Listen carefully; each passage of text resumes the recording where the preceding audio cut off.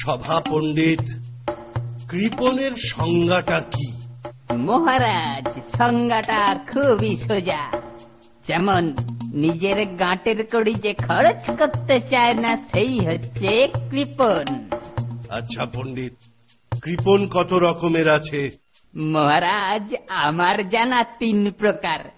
যেমন 1 রাম কিপ্টে, 2 হাড় কিপ্টে, আর 3 হচ্ছে জাত কিপ্টে। ঠিক আছে, একটু খুলে বলুন তো।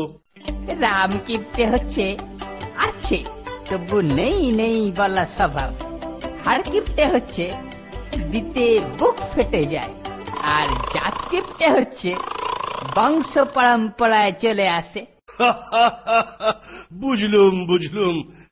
গোপাল, তোমার কি মত? মহারাজ, ও বলবে কি করে? ও তো ঘুমোচ্ছে। তাই তো। ওহে গোপাল, মহারাজ ডাকছেন তোমাকে। বলুন, আমি শুনছি। ঘুমোচ্ছি না, শুধু ভাবছি। শুধু ভাবলে চলবে না, মহারাজ তোমার মত জানতে চাইছে। মহারাজ, শুধু ভাবছি আমি কোন দলে পড়ছি, কারণ আমার নামেও তো এই অপবাদ আছে, তাই না?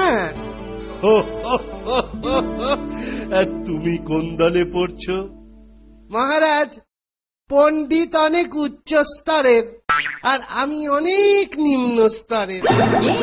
কি বললি গোপাল? আমি কৃপণ, আমি কৃপণ, আর তুই কি? আরে বাপু, সবাই কৃপণ, কেউ কম কেউ বেশি। আহ, চুপ করো চুপ করো চুপ করো সবাই। শোনো গোপাল, আমার এক কৃপণ বিধবা পিসিমা আছে। তুমি যদি পিসিমার কাছ থেকে কিছু টাকা আনতে পারো, তাহলে তুমি পুরস্কার পাবে। মহারাজ, আপনার ওই পিসিমার কাছ থেকে? ও করো মোর পক্ষে অসম্ভব। ফটর ফটর তো করছো, পারবে তুমি? মহারাজ, মহারাজ। হুজুর, আমি রাজি, কালই আমি যাচ্ছি, কিন্তু পুরস্কার দিতে কৃপণতা করবেন না তো? আহ গোপাল, কাজটা করে দেখাও আগে। এবারে বেটা খুব জব্দ হবে। কাজ হলেই তবে পুরস্কার, নইলে কিন্তু তিরস্কার।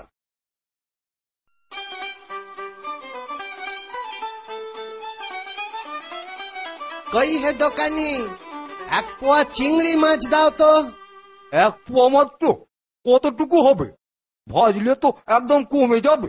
তাতে আপনি কি খাবেন, আর আপনার ছেলে বউ কি খাবে? আমার কাজে ওই যথেষ্ট। দাও তো দেখি।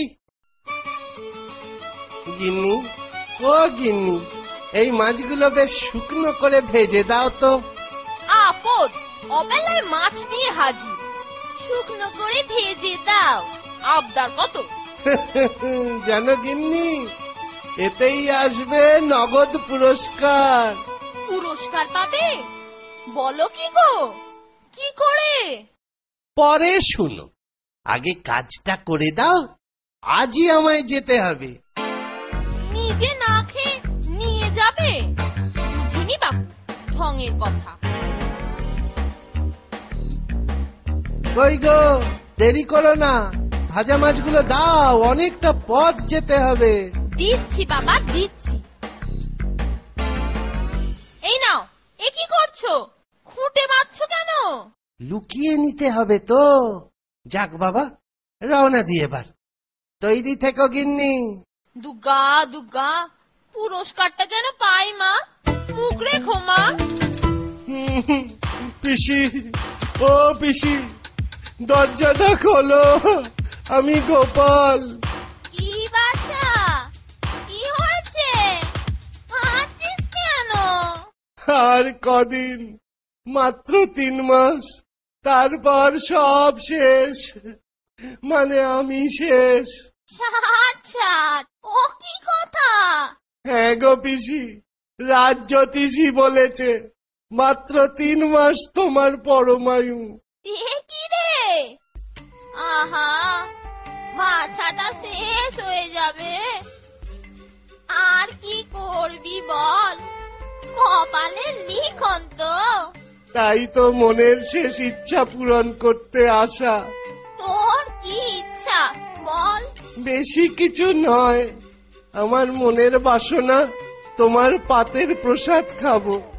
তুমি না বলো না? গরিব পিসির তো মুঠো ভাত খাবি, এতে আমি খুশি। পিসি কি রেঁধেছো বলো? বিধবা মানুষ, তাও আবার গরিব, শুধু খুদের ভাত আর লাউ ঘন্ট। ওহ, খাসা হবে তোমার পাতের প্রসাদ। তুমি খেতে বসো, আমি দেখি। একটু বেশি করে রেখো কিন্তু। এই বসলু, নে আমি উঠলেই তুই বসবি। হয়েছে, এবার বসি। নে বস, খেয়ে নে।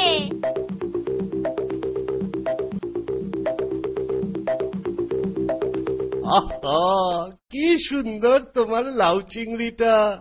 চিংড়ি কোথায় পেলি?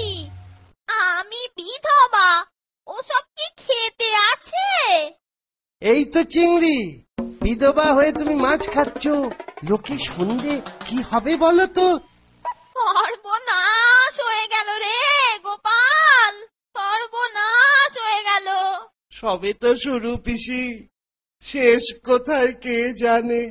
তবে হ্যাঁ, আমি ছাড়া আর কেউ দেখেনি এই রক্ষে। বাবা গোপাল, কাউকে কিছু বলিস না বাবা। আচ্ছা, রাজা জিজ্ঞাসা করলে কি করে মিথ্যে বলবো? আমার জন্য না হয় মিথ্যা বললি। তা নয় বললুম, কিন্তু ওপরে কি মিথ্যে বলা যাবে? তোকে কটা টাকা দিচ্ছি, কাউকে বলিস না বাছা। এই মাত্র কটা টাকার জন্যে হবে না বাপু। যদি কিছু বেশি পেতুম তাও না হয় মনকে বোঝাতুম। তোকে একটু বেশি দিচ্ছি, মহারাজকে বলিস না বাবা, আমার মান বাঁচা বাবা। তোমার বটুয়াটা আমাকে দাও, গুনে দেখি। কি আর করা যাবে, তোমার সম্মান বলে কথা। যা ছিল সব দিলুম, দেখিস কথা রাখিস বাছা। দেখো পিসি, কথা যখন দিয়েছি তার নড়চড় হবে না। আগে তো মহারাজকে সামলাই, উপরের কথা পরে ভাববো।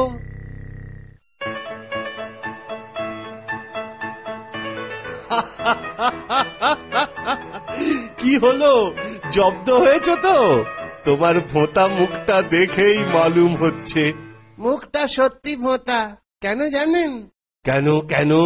আপনার পিসি এই টাকা দিয়েছেন আপনাকে কথাটা না বলার জন্য, তাই ভাবছি। বলো বলো, বলে ফেলো, পিসিকে পরে আমি বুঝিয়ে দেব। হাত ধুতে পিসি যেই বাইরে গেছে অমনি লাউ ঘন্টতে দিলাম চিংড়ি মিশিয়ে, ব্যাস কেল্লা ফতে।